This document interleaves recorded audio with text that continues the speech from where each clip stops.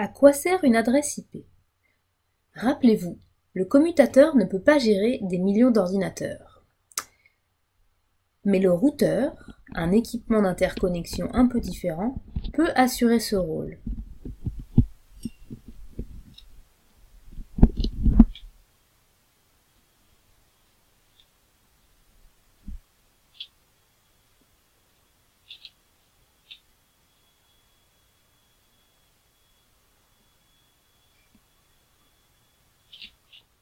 Le problème du commutateur, c'est qu'il gère une adresse par poste, l'adresse MAC. Le routeur, lui, gère une adresse pour plusieurs postes.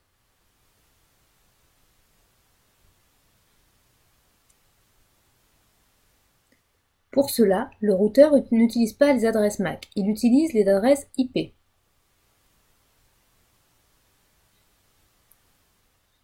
IP est l'acronyme d'Internet Protocol. Comme son nom l'indique, c'est un protocole qui permet d'interconnecter des réseaux.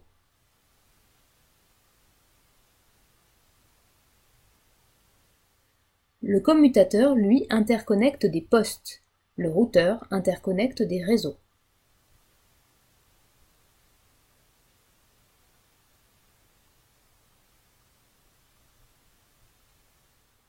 Pour cela, IP utilise une adresse définie sur le poste et non figée sur la carte réseau comme l'adresse MAC. Cette adresse s'appelle une adresse IP. L'adresse IP a deux propriétés, elle identifie le réseau et le poste sur le réseau. Pour nous aider à comprendre, prenons l'exemple des adresses postales suivantes. Ici, deux des adresses sont dans le 9e arrondissement de Lyon et une est dans le 1er arrondissement de Paris. Une adresse postale permet d'identifier une ville et un destinataire dans cette ville. En simplifiant la procédure, on peut dire que l'acheminement d'un courrier vers un destinataire va se faire en deux temps. On va d'abord transmettre à la ville, puis au destinataire.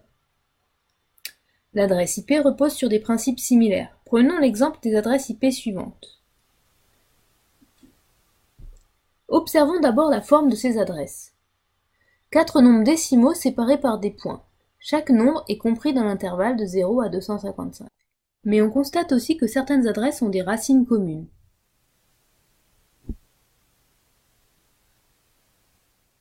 Si on regroupe les adresses en fonction de leurs racines communes, on obtient deux groupes d'ordinateurs. Ceux qui commencent par 200 150 et ceux qui commencent par 192 168 1.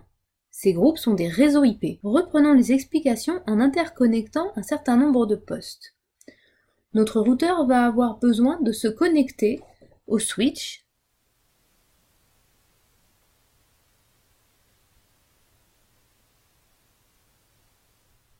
Il aura également besoin de se connecter à un autre routeur qui lui sera connecté au commutateur de l'autre réseau. On peut remarquer ici que le routeur dispose de plusieurs cartes réseau pour se connecter à plusieurs réseaux. On peut imaginer ici que le câble reliant les deux routeurs soit un câble longue distance. Il faut maintenant définir une adresse pour chaque poste sur chaque réseau.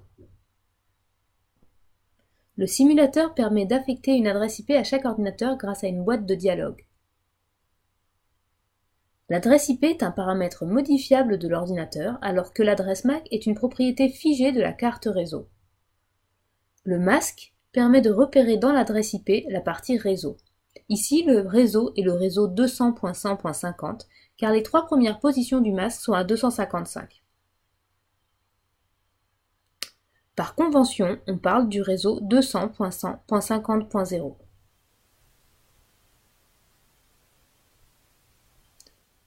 Une adresse IP doit être unique, elle ne peut pas être affectée à deux ordinateurs. Il faut donc que chaque poste ici reçoive une adresse IP différente dans le même réseau. Adresse IP et adresse MAC vont coexister au sein d'un réseau.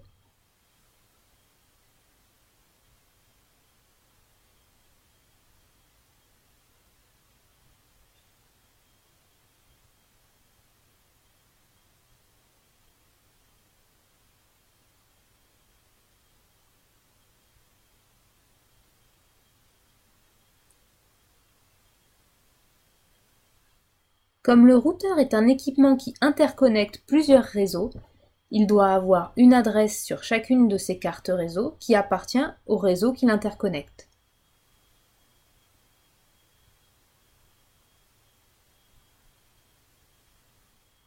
En tant qu'équipement d'interconnexion, un routeur appartient à plusieurs réseaux.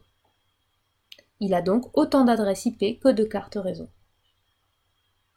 Nous avons donc ici une infrastructure avec deux réseaux, le réseau 200.100.50.0 et le réseau 192.168.1.0. Nous avons deux routeurs qui permettent d'interconnecter ces deux réseaux.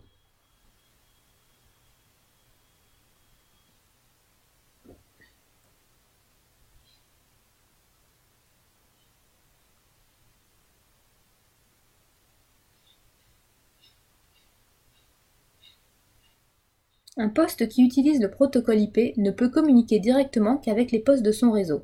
Ainsi, un poste du réseau 200.150.0 ne peut pas communiquer directement avec un poste du réseau 192.168.1.0.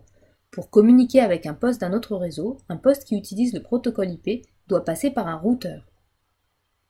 Un routeur est connecté à différents réseaux. Il peut ainsi établir des liaisons intermédiaires entre les réseaux. On peut considérer les réseaux comme étant des terres séparées par une rivière et le routeur comme une passerelle reliant les deux rives. Cette image est à l'origine du mot passerelle qu'on utilise souvent pour parler d'un routeur. On doit préciser à chaque ordinateur le routeur qu'il doit utiliser. C'est un paramètre de l'ordinateur au même titre que l'adresse IP.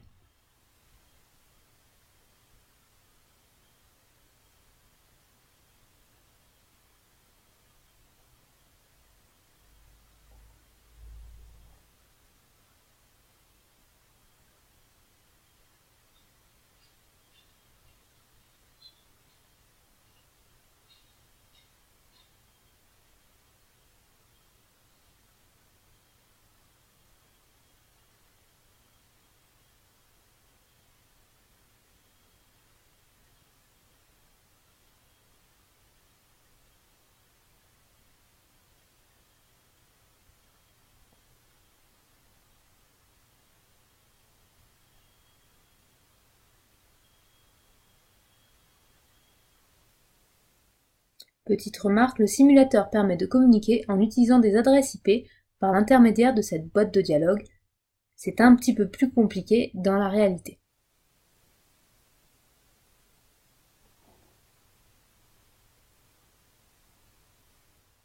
Les traits bleus nous montrent la liaison établie entre les ordinateurs par le commutateur grâce aux adresses MAC. Les traits jaunes nous montrent la communication IP qui suit les liens établis par le commutateur.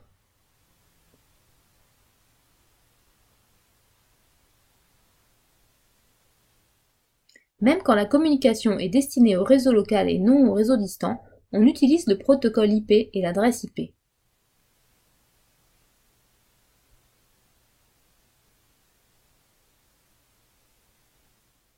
On observe dans la trame en haut les adresses MAC et également les adresses IP source et destinataire de cette trame. Le routeur fait suivre la trame à l'autre routeur par le protocole de routage. Le routeur est un moyen de sortir du réseau et un moyen de rentrer dans un réseau.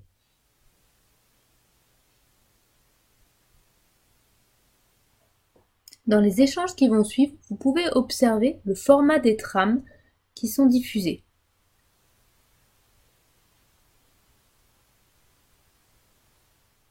On voit ici qu'il s'agit d'une communication entre 192.168.1.2 et 200.150.11.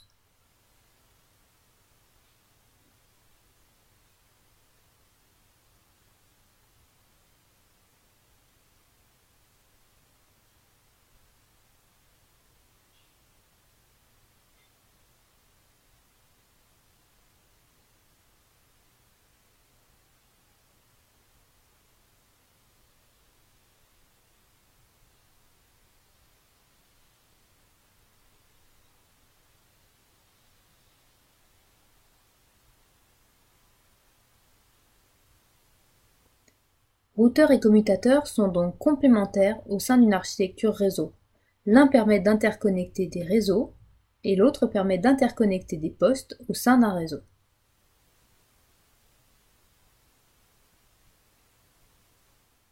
Ce qu'il faut retenir, le protocole IP permet de communiquer à l'intérieur d'un réseau et entre les réseaux. L'adressage IP permet de regrouper les postes en réseau. Une adresse IP identifie un réseau et un poste sur un réseau. Cette adresse doit être unique. Le routeur IP permet de relier les différents réseaux IP entre eux. Pour pouvoir communiquer avec un poste d'un réseau différent, un ordinateur doit avoir un routeur défini. On utilise le protocole IP même si on ne communique pas avec un ordinateur relié à un autre réseau.